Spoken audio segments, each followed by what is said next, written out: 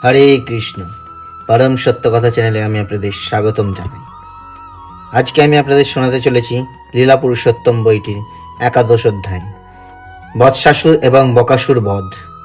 বজ্রপাতের মতো প্রচণ্ড শব্দ করে অর্জুন বৃক্ষ দুটি যখন ভূপতিত হলো, তখন নন্দ মহারাজ সহ গোকুলের সমস্ত অধিবাসীরা তৎক্ষণাৎ সেখানে এসে উপস্থিত হলেন।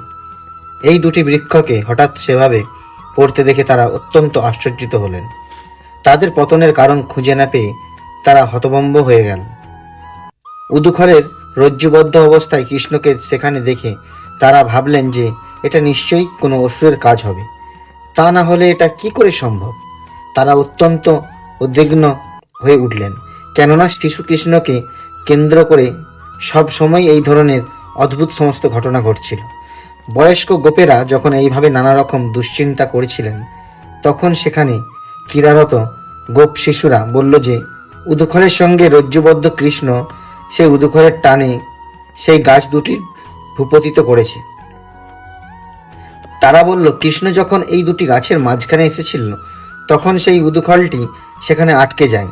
কৃষ্ণ তখন সেই দড়িটা টানতে থাকে এবং তার ফলে সেই গাছ দুটি সমূলে উৎপাটিত হয়। গাছ দুটি যখন পড়ে তখন দুজন জ্যোতির্ময় পুরুষ সেই গাছ দুটি থেকে বেরিয়ে আসে এবং তারা কৃষ্ণের সঙ্গে কথা বলে। অধিকাংশ গোপেরাই শিশুদের সেই কথায় বিশ্বাস করলেন না। তারা বিশ্বাসই করতে পারলেন না যে সেই রকম কিছু একটা ঘটা সম্ভব। কেউ কেউ কিন্তু বিশ্বাস করলেন এবং নন্দ মহারাজকে বললেন, তোমার এই শিশুটি অন্য শিশুদের মতো নয়, তার অলৌকিক শক্তির প্রভাবে সেই রকম কিছু ঘটলেও ঘটতে পারে।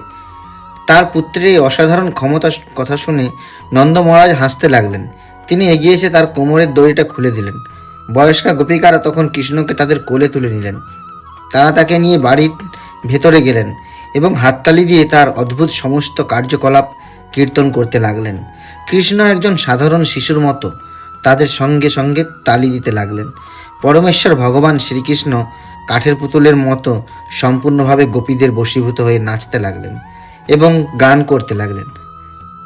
মা যশোদা কখনো কখনো বসবার জন্য কৃষ্ণকে একটা কাঠের পিঁড়ি আনতে বলতেন, যদিও একটা শিশুর পক্ষে সেই কাঠের পিঁড়িটি ছিল অত্যন্ত ভারী, তবুও কোনো মতে কৃষ্ণ তার মায়ের কাছে নিয়ে আসতেন। নারায়ণের আরাধনা করার সময় তার পিতা কখনো তাকে তার খড়মজোড়া নিয়ে আসতে বলতেন এবং কৃষ্ণ অনেক কষ্টে মাথায় করে সেই খড়মজোড়া তার পিতার কাছে নিয়ে আসতেন। যখন তাকে কোনো ভারী জিনিস তুলতে বলা হতো এবং তিনি সেটা তুলতে পারতেন না, তখন তিনি কেবল তার হাত নাড়তেন। এইভাবে প্রতিদিন প্রতিক্ষণ তিনি তার পিতামাতাকে অসীম আনন্দে মগ্ন রেখেছিলেন। তিনি শিশুসুলভ এই সমস্ত লীলা বজ্রবাসীদের প্রদর্শন করেছিলেন, কেননা যে সমস্ত মুনি ঋষিরা পরম তত্ত্বের অনুসন্ধান করেছেন তাদের তিনি দেখাতে চেয়েছিলেন যে কিভাবে পরমতত্ত্ব পরমেশ্বর ভগবান তার শুদ্ধ ভক্তদের ইচ্ছার বশীভূত হয়ে যান। একদিন এক ফলওয়ালি নন্দ মহারাজের বাড়ির সামনে এসে হাঁকতে লাগলো, ফল চাই, ভালো ফল আছে, কে কিনবে আসো। শিশু কৃষ্ণ তৎক্ষণাৎ তার ছোট্ট ছোট্ট হাতে করে কিছু শস্য নিয়ে এসে তার বিনিময়ে কিছু ফল নিতে এলো। তখনকার দিনে বিনিময়ের মাধ্যমে ক্রয় বিক্রয় হতো, তাই বড়দের শস্যের বিনিময়ে ফল কিনতে হতো দেখে শ্রীকৃষ্ণ তারই অনুকরণ করেছিলেন। কিন্তু তার হাত দুটো ছিল অত্যন্ত ছোট, আর তার ওপর সেগুলি আনতে আনতে তার অধিকাংশ মাটিতে পড়ে গেল। সেই ফলওয়ালিটি ফল বিক্রি করতে এসেছিল, সে এইভাবে কৃষ্ণকে আসতে দেখে তার রূপে মুগ্ধ হয়ে তার হাতে অবশিষ্ট কয়েক দানা শস্যের বিনিময়ে তার হাত ভর্তি করে ফল দিয়ে দিল। তখন সে দেখল যে তার ফলের ঝুড়িটি মণিমাণিক্যে পূর্ণ হয়ে গেছে। ভগবান হচ্ছেন সব রকমের আশীর্বাদ প্রদাতা, তাই কেউ যখন ভগবানকে কিছু দেয় তাতে তার কোনো ক্ষতি হয় না, উপরন্ত প্রতিদানে তার লক্ষ কোটি গুণ বেশি লাভ হয়। একদিন যমলার্জুনের মুক্তিদাতা শ্রীকৃষ্ণ যমুনার তীরে বলরাম সহ অন্যান্য শিশুদের সঙ্গে খেলা করছিলেন। তখন অনেক বেলা হয়ে গিয়েছিল, তাই বলরামের মা রোহিণী তাদের ঘরে ফিরে আসবার জন্য ডাকতে গিয়েছিলেন। কিন্তু কৃষ্ণ এলো এবং বলরাম তখন তাদের বন্ধুদের সঙ্গে খেলায় এত মত্ত ছিলেন যে তারা বাড়িতে আসতে চাইলেন না। তারা খেলেই যেতে লাগলেন। তাদের ঘরে ফিরিয়ে নিয়ে যেতে অসমর্থ হয়ে রোহিণী বাড়ি ফিরে এসে মা যশোদাকে পাঠালেন তাদের ডেকে আনবার জন্য। মা যশোদা তার পুত্রের প্রতি এত স্নেহবৎসল ছিলেন যে তাকে ঘরে ফিরে যাওয়ার জন্য ডাকতে আসা মাত্রই তার স্তন দুগ্ধপূর্ণ হয়ে উঠল। তিনি উচ্চস্বরে ডাকতে লাগলেন, কৃষ্ণ, তোমার খাওয়ার সময় হয়েছে, বাড়ি চলো। হে নীলোৎপললোচন কৃষ্ণ, আমার কাছে এসে আমার স্তন পান করো। তুমি অনেক খেলা করেছ, এখন নিশ্চয়ই তোমার খুব ক্ষুধা পেয়েছে। তুমি এখন নিশ্চয়ই ক্লান্ত হয়ে পড়েছ, এখন আর খেলার দরকার নেই। তিনি বলরামকে আহ্বান করে বললেন, হে কুলনন্দন বলদেব, তোমার ছোট্ট ভাই কৃষ্ণকে নিয়ে এক্ষুনি ফিরে এসো। সেই সকাল থেকে তোমরা খেলা করছো, এখন নিশ্চয়ই তোমরা পরিশ্রান্ত হয়ে পড়েছ। এখন ঘরে ফিরে এসে ভোজন করো। তোমাদের পিতা নন্দ মহারাজ তোমাদের জন্য অপেক্ষা করেছেন। তোমরা ফিরে না আসা পর্যন্ত তিনি খাবেন না, তাই তাড়াতাড়ি ফিরে এসো। কৃষ্ণ এবং বলরাম যখন শুনলেন যে নন্দ মহারাজ তাদের জন্য অপেক্ষা করছেন এবং তাদের অনুপস্থিতিতে তিনি কিছুই খাবেন না, তখন তারা খেলা শেষ করে ঘরে ফিরে এলেন। তাদের অন্যান্য খেলার সাথীরা তখন অভিযোগ করলো, আমাদের খেলা এখন জমে উঠেছে আর কৃষ্ণ এখন চলে যাচ্ছে। এবারের মতো ওকে আমরা যেতে দিলাম, এরপরে আর কখনো আমরা ওদের খেলায় নেব না। এইভাবে তার খেলার সাথীরা যখন তাকে ভয় দেখালো যে আর তারা তাকে খেলতে নেবে না, কৃষ্ণের তখন খুব ভয় হলো এবং বাড়ি ফিরে যাওয়ার পরিবর্তে তিনি আবার তার বন্ধুদের সঙ্গে খেলতে শুরু করলেন। তখন মা যশোদা শিশুদের তিরস্কার করলেন এবং কৃষ্ণকে বললেন, প্রিয় কৃষ্ণ, তুমি কি মনে করো যে তুমি একটা সাধারণ ছেলে? তোমার কি কোনো ঘরবাড়ি নেই? সেই সকাল থেকে খেলা করার ফলে তোমার সারা শরীর ধুলো লেগে ময়লা হয়ে গেছে। এখন চলো বাড়ি গিয়ে স্নান করবে। আর তাছাড়া আজ তোমার জন্মদিন, তাই তোমাকে আজ ব্রাহ্মণদের গাভীদান করতে হবে। তোমার বন্ধুদের দেখো, তাদের মায়েরা তাদের কীরকম সুন্দর করে পরিষ্কার করে নানা রকম অলংকার দিয়ে সাজিয়ে দিয়েছেন। চলো এখন বাড়ি চলো, স্নান করে সুন্দর পোশাক পরো, তারপরে আবার এসে খেলতে পারবে। এইভাবে মা যশোদা ব্রহ্মা এবং দেবাদিদেব শিব আদি দেবতাদেরও উপাস্য শ্রীকৃষ্ণ এবং বলরামকে ডেকে নিয়ে গেলেন। তিনি মনে করেছিলেন যে তারা তারই শিশুপুত্র। মা যশোদার দুলাল কৃষ্ণ এবং বলরাম যখন বাড়ি ফিরে এলেন, তখন তিনি তাদের খুব ভালো করে স্নান করালেন এবং নানা রকম অলঙ্কারে ভূষিত করলেন। তারপর ব্রাহ্মণদের ডেকে তার পুত্রের হাত দিয়ে তার জন্মতিথি উপলক্ষে অসংখ্য গাভী দান করলেন। এইভাবে তিনি শ্রীকৃষ্ণের জন্মতিথি পালন করলেন। এই ঘটনার পর নন্দ মহারাজের নেতৃত্বে সমস্ত বিদ্যগোপেরা সমবেত হলেন। তারা নিজেদের মধ্যে আলোচনা করতে লাগলেন, মহাবনে অসুরদের নানা রকম উৎপাত হচ্ছে, সুতরাং এখন কি করা কর্তব্য। সেই সভায় নন্দ মহারাজের ভাই উপানন্দ উপস্থিত ছিলেন। তিনি ছিলেন অত্যন্ত অভিজ্ঞ এবং সুপণ্ডিত এবং তিনি ছিলেন কৃষ্ণ ও বলরামের পরম হিতৈষী। তিনি গোপেদের নেতা ছিলেন এবং তিনি সেই সভায় উপস্থিত সকলকে সম্বোধন করে বললেন, বন্ধুগণ, এখন আমাদের এখান থেকে অন্য কোথাও চলে যাওয়া উচিত। কেননা আমরা দেখছি যে বারবার সমস্ত অসুররা এসে নানা রকম উৎপাত করে নানা রকম অশান্তির সৃষ্টি করছে। তারা বিশেষ করে ছোট্ট শিশুদের হত্যা করার চেষ্টা করছে। পুতনা যে কিভাবে কৃষ্ণকে হত্যা করতে চেয়েছিল সে কথা নিশ্চয়ই আপনাদের মনে আছে। ভগবান শ্রীহরির কৃপাতেই কেবল কৃষ্ণ সেই রাক্ষসীর হাত থেকে রক্ষা পেয়েছিল। তারপর তৃণাবর্ত অসুর কৃষ্ণকে আকাশে উড়িয়ে নিয়ে গিয়েছিল, কিন্তু ভগবান শ্রীহরির কৃপায় আমাদের কৃষ্ণ অক্ষত অবস্থায় আমাদের কাছে ফিরে এসেছে এবং পাথরের উপর পড়ে সেই অসুরটি মৃত্যু হয়েছে। কয়েকদিন আগেই এই শিশুটি দুটি গাছের মাঝে খেলা করেছিল এবং হঠাৎ প্রচণ্ডভাবে সেই গাছ দুটি সমূলে উৎপাটিত হয় এবং সৌভাগ্যক্রমে শিশুটির গায়ে একটি আঁচড়ও লাগেনি। ভগবান শ্রীহরি আবার তাকে রক্ষা করেছেন। এই গাছের নিচে চাপা পড়ে এই শিশুটি এবং তার সঙ্গে ক্রীড়ারত অন্য কোনো শিশুর যদি মৃত্যু হতো, তাহলে যে কি শোচনীয় অবস্থা হতো তা আপনারা একবার ভেবে দেখুন। এই সমস্ত ঘটনা বিবেচনা করে আমার মনে হয় যে এখানে থাকা আর নিরাপদ নয়। চলুন আমরা এখান থেকে চলে যাই। ভগবান শ্রীহরির কৃপায় আমরা নানা রকম দুর্যোগ থেকে রক্ষা পেয়েছি। এখন আমাদের সাবধান হওয়া উচিত এবং এই জায়গা ছেড়ে অন্য কোথাও গিয়ে বাস করা উচিত। সেখানে আমরা শান্তিতে থাকতে পারব। আমার মনে হয় নতুন ঘাস এবং ঔষধিপূর্ণ বৃন্দাবন নামক বনে গিয়ে বসতি স্থাপন করলে সবচাইতে ভালো হবে। এই স্থানটি আমাদের গোচারণের জন্য অত্যন্ত উপযুক্ত এবং আমরা সেখানে সপরিবারে খুব শান্তিতে বসবাস করতে পারব। বৃন্দাবনের কাছেই রয়েছে অতি মনোহর গিরিরাজ গোবর্ধন। সেখানে নতুন ঘাস গজিয়েছে। আমাদের পশুগুলি সেখানে অতি আনন্দে চড়তে পারবে। সেখানে চলে গেলে আর আমাদের কোনো অসুবিধা হবে না। তাই আমি বলবো যে এক্ষুনি আমাদের সেই অতীব রমণীয় বৃন্দাবনের উদ্দেশ্যে যাত্রা করা উচিত, কেননা এখানে আর সময় নষ্ট করার কোনোই কারণ নেই। আসুন আমরা সকলে আমাদের গরুর গাড়িতে সব কিছু গুছিয়ে নিই এবং গরুদের সম্মুখভাগে রেখে আমরা যাত্রা শুরু করি। উপানন্দের কথা শুনে সমস্ত গোপেরা তৎক্ষণাৎ সম্মত হলেন। চলো এক্ষুনি আমরা সেখানে যাই। সকলে তখন তাদের গৃহস্থালীর সমস্ত আসবাবপত্র এবং বাসনপত্র গাড়িতে বোঝাই করে নিলেন এবং বৃন্দাবনের উদ্দেশ্যে যাত্রা শুরু করলেন। বৃদ্ধ, শিশু এবং স্ত্রীলোকেরা গাড়িতে করে চললেন এবং ধনুর্বাণ নিয়ে গোপেরা বাড়ির পিছনে পিছনে চলতে লাগলেন।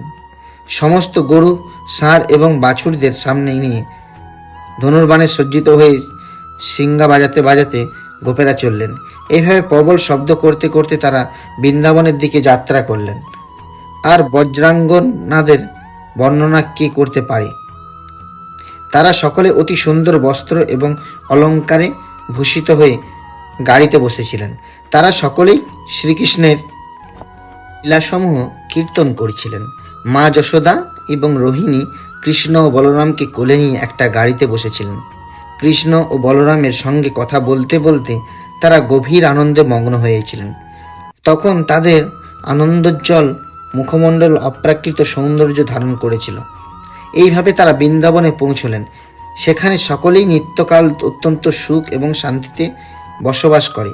তারা বৃন্দাবন প্রদক্ষিণ করলেন এবং সমস্ত গাড়িগুলিকে একত্রিত করে রাখলেন। যমুনার তীরে অপূর্ব সুন্দর গোবর্ধন পর্বত দর্শন করে তারা তাদের বসবাসের জন্য বাড়ি তৈরি করতে লাগলেন। সমবয়সী বালকেরা একত্রে ঘোরাঘুরি করছিল এবং শিশুরা তাদের পিতামাতার সঙ্গে কথা বলছিল। এইভাবে সমস্ত ব্রজবাসীরা গভীর আনন্দে মগ্ন হলেন। সেই সময় কৃষ্ণ এবং বলরামকে বাছুরদের দেখাশোনা করার ভার দেওয়া হলো। গোপ বালকদের প্রথম দায়িত্ব হচ্ছে ছোট ছোট বাছুরদের দেখাশোনা করা। শৈশব থেকেই এই বিশেষ বিষয়ে শিক্ষা দেওয়া হতো। তাই কৃষ্ণ এবং বলরাম অন্য সমস্ত গোপ বালকদের সঙ্গে গোচারণে গিয়ে বাছুরদের চড়াতেন এবং তাদের খেলার সাথীদের সঙ্গে খেলা করতেন। বাছুরদের পরিচালনা করতে করতে কখনো দুই ভাই তাদের বাঁশি বাজাতেন, আর কখনো বা তারা আমলকি বা বেল নিয়ে ছোট্ট শিশুরা যেমন বল খেলে সেইভাবে খেলা করতেন। কখনো বা তারা নাচতেন এবং তাদের পায়ের নপুরের মধুর শব্দ হতো। কখনো বা গায়ে কম্বল জড়িয়ে তারা গাভী এবং ষাঁড় সেজে খেলা করতেন। এইভাবে কৃষ্ণ আর বলরাম সাথীদের সঙ্গে খেলা করতেন। এই দুই ভাই কখনো কখনো আবার গাভী এবং ষাঁড়দের শব্দ অনুকরণ করে ষাঁড়ে ষাঁড়ে লড়াইয়ের খেলা করতেন। কখনো বা তারা বিভিন্ন পশু পাখির ডাক অনুকরণ করতেন। এইভাবে তারা সাধারণ মানব শিশুর মতো তাদের বাল্যলীলা উপভোগ করেছিলেন। এইভাবে যখন কৃষ্ণ এবং বলরাম যমুনার তীরে খেলা করছিলেন, তখন বৎসাসুর নামে একটি অসুর কৃষ্ণ এবং বলরামকে বধ করবার জন্য একটি বাছুরের আকৃতি নিয়ে বাছুরের সঙ্গে মিশে গিয়েছিল। কৃষ্ণ কিন্তু তা বুঝতে পেরেছিলেন এবং তিনি তৎক্ষণাৎ সেখানে সেই অসুরের আগমনের কথা বলরামকে বললেন। দু ভাই মিলে তখন সন্তর্পণে সেই বৎসাসুরের কাছে গেলেন এবং কৃষ্ণ তার পেছনের দুটি পা এবং লেজ ধরে ঘোরাতে ঘোরাতে সজোরে তাকে একটা গাছের উপরে ছুঁড়ে ফেলে দিলেন। তাতেই অসুরটির প্রাণ ত্যাগ করে সেই গাছের ওপর থেকে ভূমিতে নিপতিত হলো। কৃষ্ণের খেলার সাথীরা যখন বিগত প্রাণ অসুরটিকে মাটিতে পড়ে থাকতে দেখল, তখন তারা কৃষ্ণের বীরত্বে মুগ্ধ হয়ে বলতে লাগলো, খুব ভালো হয়েছে, খুব ভালো হয়েছে। স্বর্গের দেবতারা তখন মহানন্দে পুষ্পবৃষ্টি করতে লাগলেন। এইভাবে সমস্ত সৃষ্টির পালক কৃষ্ণ ও বলরাম প্রতিদিন সকালে বৃন্দাবনের গোচারণে বাছুরদের চড়াতেন এবং এইভাবে ব্রজের রাখাল রূপে তারা তাদের বাল্যলীলা উপভোগ করতেন। সমস্ত গোপ বালকেরা প্রতিদিন গোবৎসগুলিকে জল খাওয়াবার জন্য যমুনাতে নিয়ে যেত। বাছুরেরা যখন জল খেত তখন তারাও জল খেত। একদিন যমুনার জল পান করে যখন তারা যমুনার তীরে বসেছিল তখন তারা একটা পাহাড়ের মতো বিরাট এক বকপক্ষী দেখতে পেল। এই অদ্ভুত দর্শন জন্তুটিকে দেখে তারা অত্যন্ত ভীত হলো।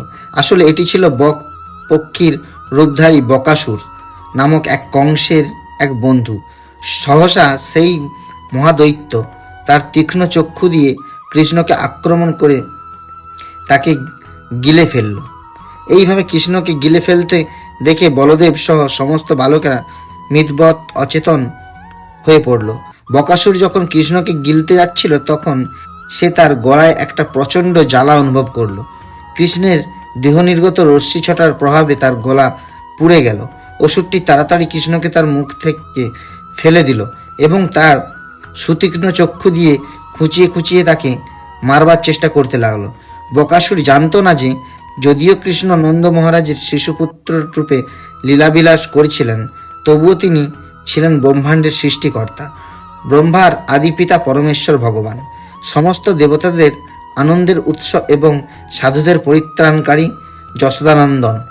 তখন পর্বতাকৃতি বকপক্ষীটির চক্ষু ধরে তার সমস্ত গোপবালক সাথীদের সামনে একটি শিশু যেমন অনায়াসে একটি ঘাসকে দ্বিধাবে বিভক্ত করে ছিঁড়ে ফেলে ঠিক সেইভাবে তার মুখটা চিরে ফেলল। স্বর্গলোকবাসীরা আকাশ থেকে বকবিনাশক শ্রীকৃষ্ণের ওপর নন্দন বনজাত মল্লিকা পুষ্প বর্ষণ করলেন এবং দুন্দুবি ও শঙ্খধ্বনি করে স্তোত্র দ্বারা তার স্তব করতে লাগলেন। গোপ বালকেরা যখন পুষ্পবৃষ্টি হতে দেখল এবং দিব্য বাদ্যসহ দেবতাদের মধুর স্তব শুনতে পেল তখন তারা অত্যন্ত বিস্মিত হলো। কৃষ্ণকে অক্ষত অবস্থায় দেখে বলরাম সহ তারা সকলে এত আনন্দিত হলো যে মনে হলো যেন তারা নবজীবন লাভ করেছে। কৃষ্ণকে তাদের কাছে আসতে দেখে তারা সকলে একে একে সেই নন্দনকে আলিঙ্গন করে তাদের বুকে ধরে রাখলো। তারপর তারা সমস্ত গোবৎসদের একত্রিত করে ঘরে ফিরে গেল। গৃহে ফিরে তারা নন্দদুলালের অদ্ভুত কার্যকলাপ সম্বন্ধে সকলকে বলতে লাগলো। যখন সমস্ত গোপ এবং গোপিকারা শিশুদের কাছ থেকে সেই ঘটনার বর্ণনা শুনলেন তখন তারা অত্যন্ত আনন্দিত হলেন, কেননা তারা সকলেই কৃষ্ণকে তাদের প্রাণের থেকেও বেশি ভালোবাসতেন এবং তার মহিমা ও বীরত্বের কাহিনী শুনে তার প্রতি তাদের স্নেহ আরও বর্ধিত হলো। কৃষ্ণ যে আবার মৃত্যুমুখ থেকে উদ্ধার পেয়েছে সেই কথা চিন্তা করে তারা গভীর স্নেহ ভালোবাসার সঙ্গে তার মুখের দিকে তাকিয়ে রইলেন।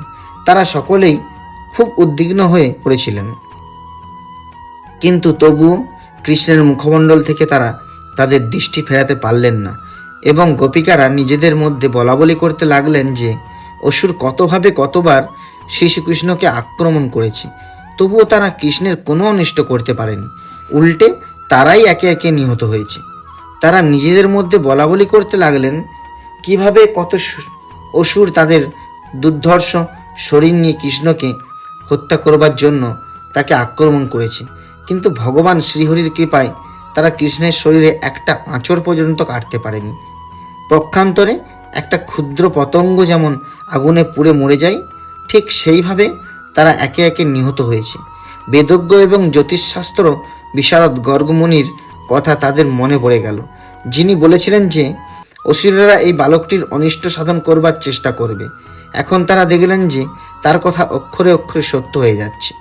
নন্দ মহারাজ সহ সমস্ত প্রবীণ গোপেরা কৃষ্ণ এবং বলরামের অদ্ভুত সমস্ত কার্যকলাপের কথা বলাবলি করতেন এবং সেই আলোচনায় তারা এতই মগ্ন হয়ে থাকতেন যে তারা এই জড়জগতের ত্রিতাপ দুঃখের কথা সম্পূর্ণভাবে ভুলে যেতেন। এটাই হচ্ছে কৃষ্ণ ভাবনামৃতের প্রভাব। কৃষ্ণের চিন্তায় মগ্ন থেকে আজ থেকে 5000 বছর আগে নন্দ মহারাজ যে আনন্দ উপভোগ করেছিলেন শ্রীকৃষ্ণের দিব্য লীলাবিলাসের কাহিনী আলোচনা করে আজও আমরা সেই আনন্দ উপভোগ করতে পারি।